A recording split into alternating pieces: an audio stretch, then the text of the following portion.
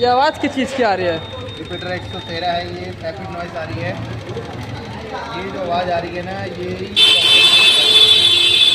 और कुछ प्रॉब्लम नहीं है। तो ये अगर गाड़ी में ऐसी आवाज़ तो कोई प्रॉब्लम तो नहीं है ना पड़ी? नहीं, इससे प्रॉब्लम नहीं आएगी। तो ये इसको अभी हम जज करेंगे, उसके बाद बंद हो जाएगी। मतलब सर्विस पे MM के हिसाब से हम आप इसको करेंगे। मतलब सर्विस में ठीक 0.5 सर्विस में ठीक हो जाएगा मतलब ये हाँ ठीक है। ज़्यादा बड़ी बात नहीं है। नहीं ज़्यादा बड़ी। ओके।